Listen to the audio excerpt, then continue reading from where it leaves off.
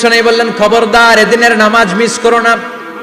মান তারাকা সালাসা জুমাইন তাহাউনান, গাফলতি করে টানা 3টা জুমা যে এই ব্যক্তি মিস করলো, তবা আল্লাহু ফি কলবিহি, রব্বুল আলামিন ওই লোকটার অন্তরের মধ্যে মোহর মেরে দেয়। ওয়া কুতিবা ফি জুমরাতিল মুনাফিকিন, মুনাফিকদের খাতায় তার নাম তুলে দেয়। 3টা জুমা যদি কেউ মিস করে, 2টা পানিশমেন্ট। এক হচ্ছে তবা আল্লাহু ফি কলবি, আল্লাহ অন্তরে মোহর মেরে দেয়। ভালো কথা ভাল লাগে না, নামাজ ভাল লাগে না, আজান ভাল লাগে না, ইসলাম ভাল লাগে না, শুধু মৌজ মাস্তি ভাল লাগে, গান বাজনা ভাল লাগে, এরকম আছে না নাই? জুমার নামাজে যায় না।